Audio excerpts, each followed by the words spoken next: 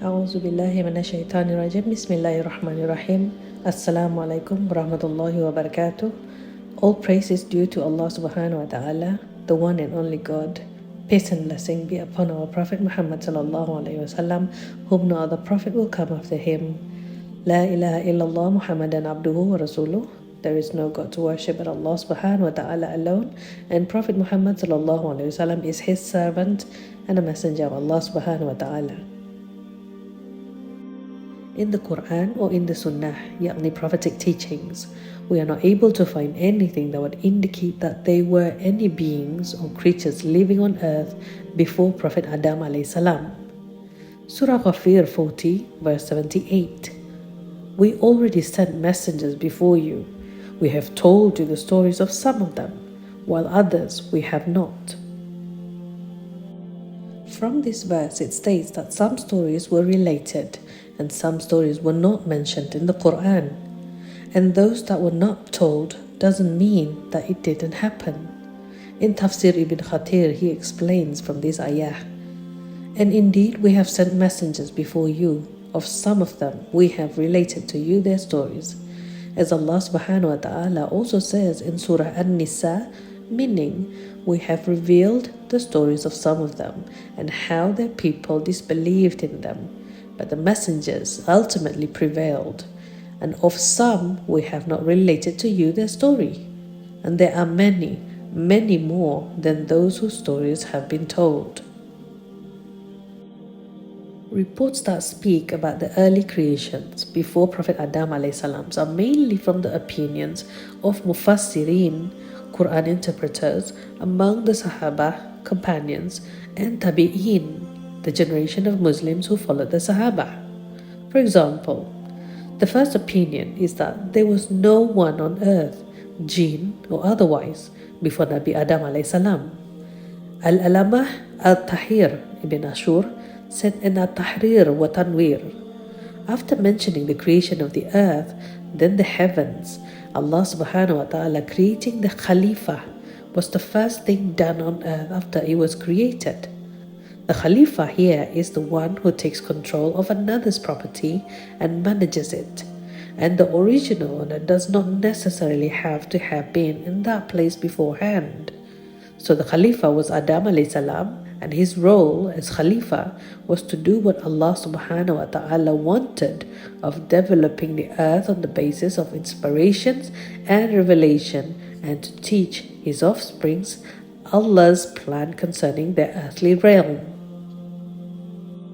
The second opinion is that the earth was inhabited by the jinn, whom Allah Subhanahu wa ta'ala created from smokeless flame of fire. It was narrated from Ar-Rabbi ibn Anas that he said, Allah Subhanahu wa ta'ala created the angel on Wednesday, and he created the jinn on Thursday, and he created Adam alayhi salam on Friday. Then some of the jinn disbelieved, and the angels used to come down to earth to fight them.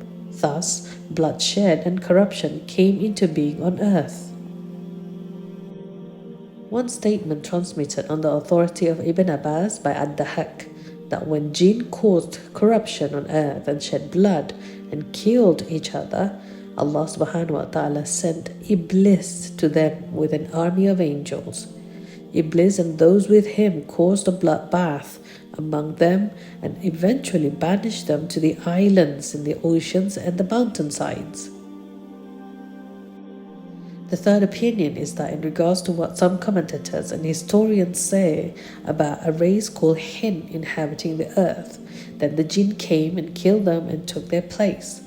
It seems that this is a story that cannot be attributed to any sound isnad, yakni chain of narrators. Ibn Kathir said in Al-Bidayah wa Nihayah, many scholars of tafsir say that the jinn were created before Adam alayhi salam, and before them on earth there were the hin and the bin. Then Allah Subhanahu wa ta'ala caused the jinn to prevail over them, so they killed them and expelled them from the earth and inhabited it after them. Al-Alamah al-Tahir ibn Ashur said in at-Tahrir wa Tanwir, If it is true that the earth was inhabited before a race of creatures called Al-Hin wal Al-Bin, or it was said that they were called At-Tam wa Ar-Ram, this is reference to something that never existed and is unknown.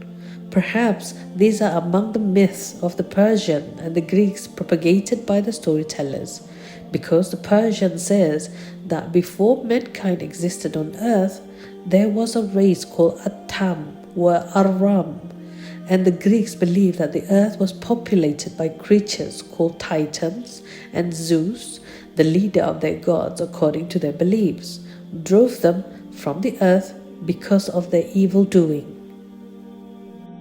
Surah Al-Baqarah 2 verse 30. Remember when your Lord said to the angels, I am going to place a Khalifa on earth. They asked Allah SWT, will you place in it someone who will spread corruption there and shed blood while we glorify your praises and proclaim your holiness? Allah SWT responded, I know what you do not know. Shaykh Ibn Uthaymin rahimahullah said, the words of the angels, will you place therein those who will make mischief therein and shed blood?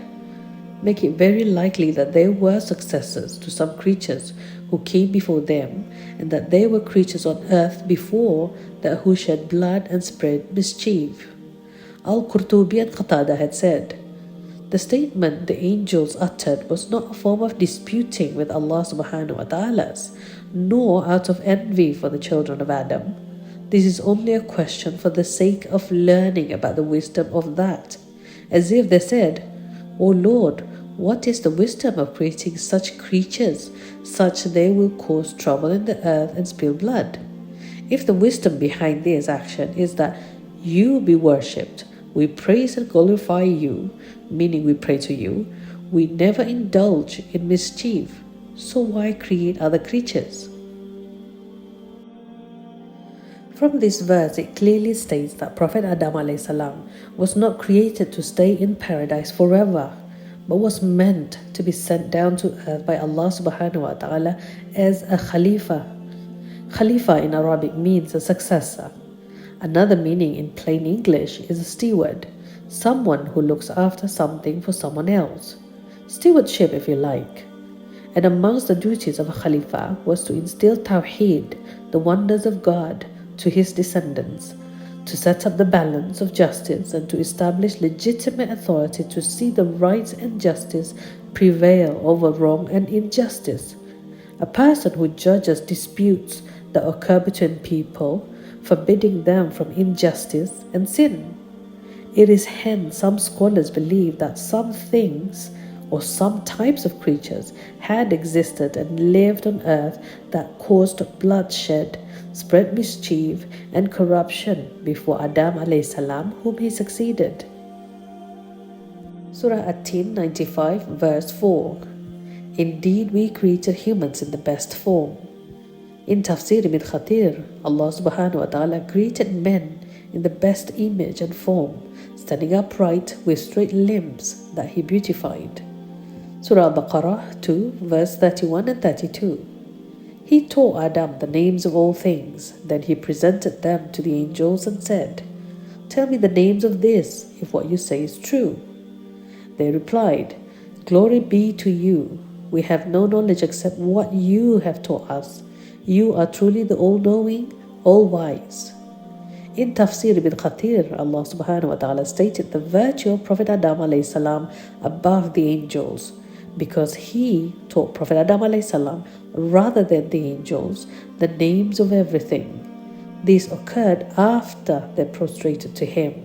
This discussion precedes that event here only to show the importance of Prophet Adam a.s.'s position and the absence of the angels' knowledge about creating the Khalifa when they ask about it. So Allah Subhanahu wa Ta'ala informed the angel that He knows what they do not know, and then He mentioned this to show them Prophet Adam a.s.'s superiority over them in knowledge. Ad-Dahak said that Ibn Abbas commented on the ayah. He taught Adam the names of all things, meaning the names that people use, such as human, animals, sky, earth, land, sea, horse, donkey, and so forth, including the names of other species. Ibn Abi Hatim and Ibn Jarir reported that Asim bin Khulayb narrated from Sa'id bin Ma'bad that Ibn Abbas was questioned, "Did Allah teach him the names of the plate and the pot?" He said, "Yes, and even the terms for breaking wind."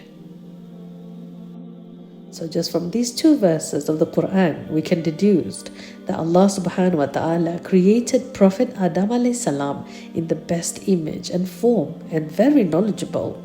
Some scholars believe that Prophet Adam salam lived roughly around 7,000 to 10,000 years ago.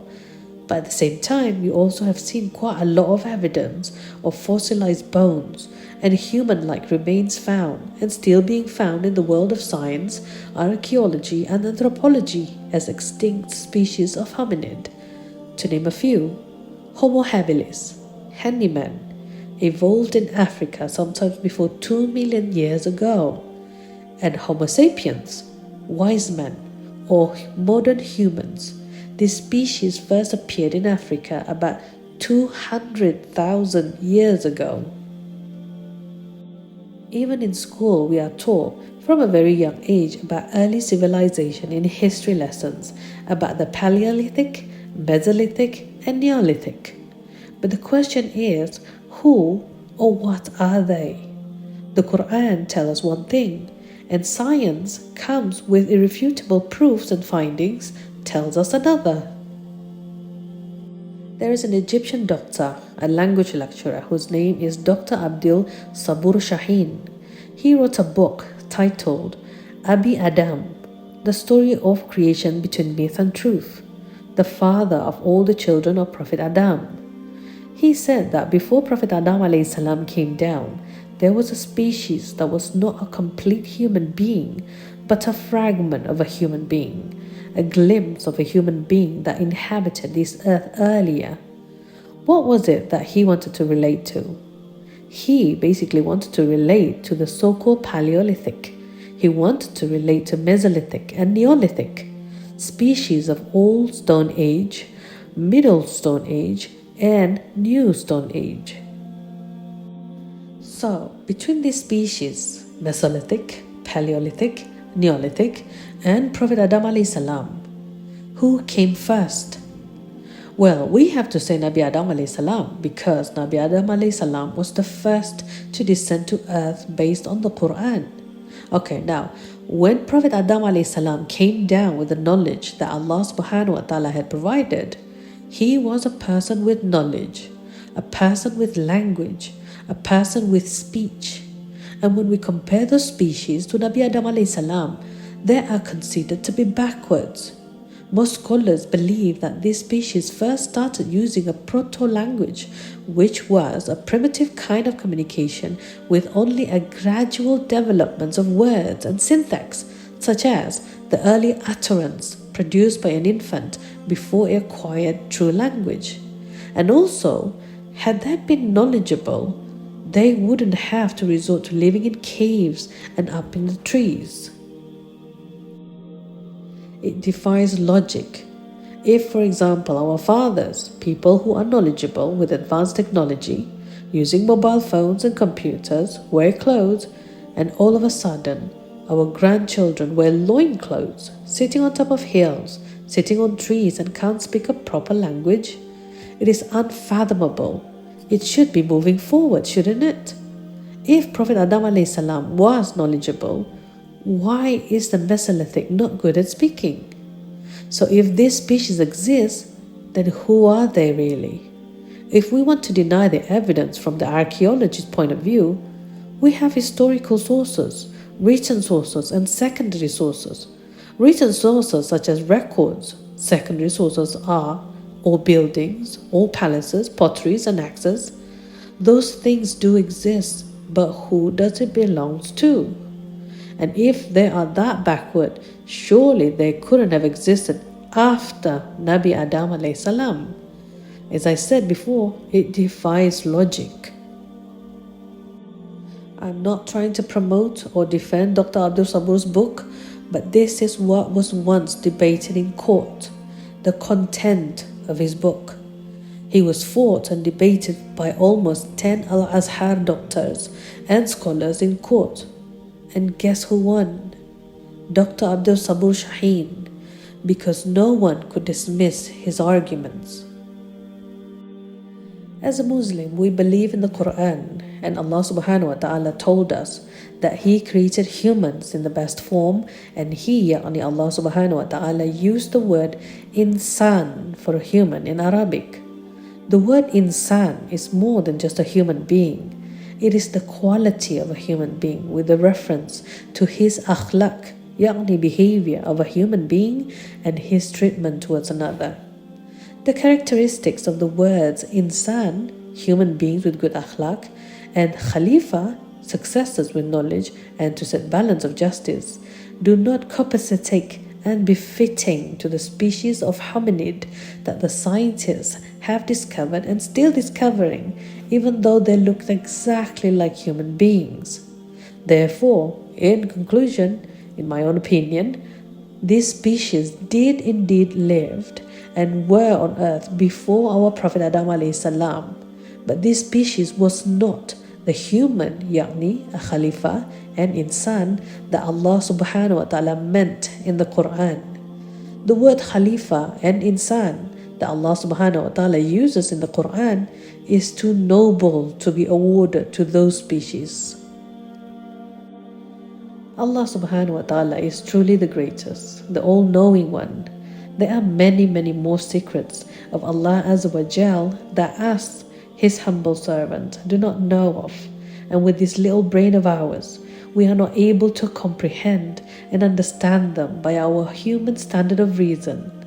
With all the creation that Allah Subhanahu wa Ta'ala, the Almighty, has created, it's just impossible that He would only just create things or creatures that we can only see in our surroundings with our naked eyes. Look at the stars, the moon, elephants, ants, water, sand, galaxy. Subhanallah. Surely He had created and still creates more than this.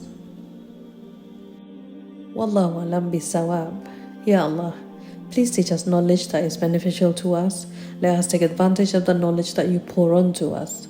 Please give us knowledge, good deeds and sincerity in our lives. May we receive mercy and guidance from You, Ya Allah. Please increase our iman and ilmu so that we can pass them down to our children, family, friends and all our loved ones. Until my next video, inshallah, please take care and be kind to one another. Jazakumullahu khairan and shukran.